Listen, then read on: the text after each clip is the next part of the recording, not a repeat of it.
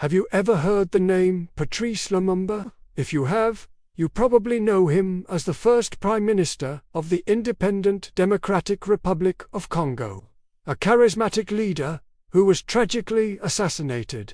But the story you've been told is likely just the surface. Today, we're diving deep into the untold story of a man whose vision for his country and his continent was so powerful. It cost him his life. This isn't just a history lesson. It's a story of courage, betrayal, and a dream that refuses to die.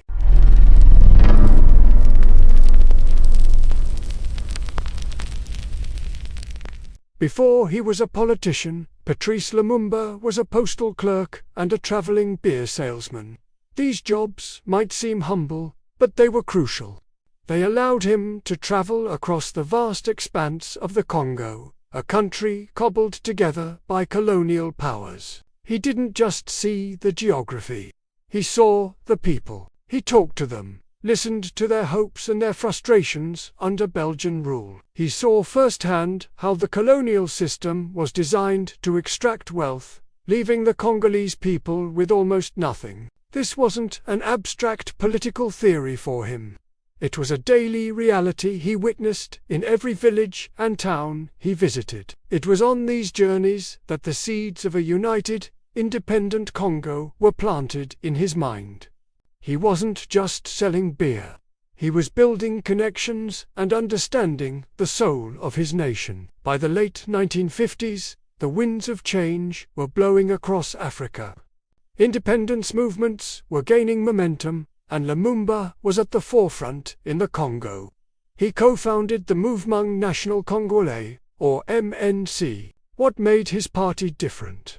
Its unwavering commitment to a unitary state. Lumumba's vision was radical for its time. While other leaders were swayed by ethnic or regional loyalties, he insisted on a single, unified Congo. He argued that dividing the country along tribal lines would only play into the hands of the former colonial masters, making it easier to control and exploit. His message was simple and powerful. We are all Congolese. This message of unity resonated deeply with ordinary people who were tired of being divided and ruled. His charisma was electric. When he spoke, people listened. He didn't just talk about independence. He made them feel it, taste it, believe it was within their grasp. The path to independence was shockingly fast. In January 1960, Belgian authorities, facing mounting pressure, convened a roundtable conference in Brussels. Lumumba, who had just been released from prison for inciting anti-colonial riots, arrived as a hero. He dominated the conference. His intellect, his passion, and his refusal to compromise on full sovereignty stunned the Belgian delegates. They had expected to manage a slow, controlled transition. But Lumumba demanded immediate independence, and he got it. On June 30, 1960, the Democratic Republic of Congo was born. Independence Day should have been a moment of pure triumph. But Lumumba's speech that day set the stage for the conflict to come. The Belgian King Baudouin gave a speech praising the civilizing mission of his predecessor, King Leopold II, whose brutal regime was responsible for the deaths of millions of Congolese. It was a classic colonial narrative, condescending and completely tone-deaf. Then, it was Lumumba's turn. He wasn't on the official program to speak, but he took the microphone anyway. In front of the king and the world, he delivered a fiery, impromptu speech. He didn't thank the Belgians. Instead, he spoke of the tears, the fire, and the blood. He reminded his people of the racist insults, the forced labor, the stolen land, and the dignity that had been stripped from them. He declared, "We are no longer your monkeys." For the Congolese people, it was a cathartic and powerful moment of reclaiming their history. But for the Western powers, particularly Belgium and the United States, it was an unforgivable act of defiance. They saw a radical, an anti-Western firebrand they couldn't control. The dream of a united Congo began to crumble almost immediately. Just days after independence, the army mutinied against its Belgian officers. Then, the mineral-rich province of Katanga, home to vast copper and cobalt mines, seceded. This wasn't a spontaneous local uprising.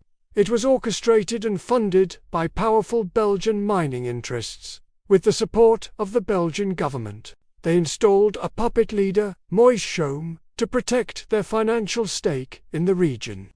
Losing Katanga was like losing the country's economic heart. Lumumba was faced with an impossible situation. A mutinying army, a secessionist province, and a former colonial power actively undermining his government. He was a prime minister without a state. He turned to the United Nations for help, asking for peacekeepers to expel the Belgian troops and end the Katanga secession. But the UN mission was hesitant, hamstrung by Cold War politics. The US and its allies were more interested in containing perceived Soviet influence than in supporting Congo's legitimate government. This is where the story takes a darker, more global turn. Frustrated with the UN's inaction, Lumumba made a fateful decision. He threatened to turn to the Soviet Union for help. In the middle of the Cold War, those were dangerous words. For Washington, the thought of a Soviet foothold in the heart of Africa, with its strategic minerals, was a nightmare scenario. President Eisenhower's administration saw Lumumba not as a nationalist fighting for his country, but as a potential communist pawn. Declassified documents later revealed the chilling truth. The CIA was given the green light to eliminate him. The plan wasn't just to remove him from office, but to remove him from the face of the earth. One CIA plot even involved sending a scientist with a vial of lethal poison to the Congo. Back in Congo, the political situation was chaotic. President Joseph Kasavubu, a political rival of Lumumba, illegally dismissed him as prime minister. In turn, Lumumba declared Kasavubu deposed. The country had two competing governments. Into this power vacuum stepped a young army chief of staff, Joseph Desire Mobutu Sese Seko. He was a man Lumumba himself had promoted, someone he trusted. But Mobutu, secretly backed by the CIA and Belgian intelligence, launched a coup d'état. He placed Lumumba under house arrest, claiming he was neutralizing the politicians to restore order. It was a lie. In reality, he was clearing the path for Lumumba's enemies. Lumumba remained under house arrest for months, guarded by UN troops. But he knew his time was running out. In a desperate gamble, he escaped, hoping to reach his political stronghold in Stanleyville, now Kisangani, and rally his supporters. For a few days, it seemed he might make it. But he was hunted down by Mobutu's forces. The images of his capture are heartbreaking. He was beaten, humiliated in front of cameras, his glasses broken, his spirit seemingly crushed. It was a public spectacle designed to destroy the myth of Lumumba, the hero. He was flown back to the capital, where he was further tortured. But his final destination was even more sinister. On January 17, 1961, Patrice Lumumba, along with two of his political allies, was flown to the secessionist province of Katanga, into the hands of his sworn enemy, Moise Chaume. He was delivered to his executioners. The exact details of his final moments are gruesome. He was taken to a remote location, brutally beaten one last time, and then executed by a firing squad commanded by a Belgian officer. To hide the crime, his body, and those of his colleagues, were dismembered and dissolved in acid. The only known remnant of Patrice Lumumba is a single gold-capped tooth, which was kept as a morbid souvenir by a Belgian police commissioner for decades before finally being returned to his family in 2022. The world was told that Lumumba was killed by angry villagers. It was a cover story that held for years. But the truth is that his murder was an international conspiracy. A coordinated effort by Congolese rivals, Belgian authorities, and the American CIA. They didn't just kill a man.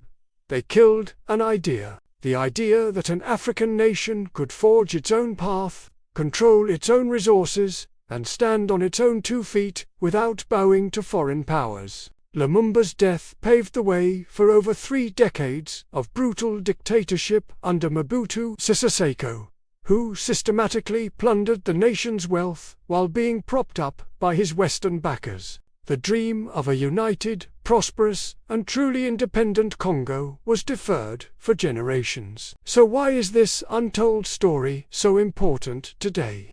Because Patrice Lumumba's vision is more relevant than ever. He fought against the very forces of division, foreign exploitation, and neocolonialism that continue to plague many nations today. He was a martyr for African sovereignty. His story is a stark reminder of the lengths powerful interests will go to maintain control over valuable resources. But it's also a story of incredible courage and unwavering principle. He could have compromised, he could have played the game, enriched himself, and become another compliant leader.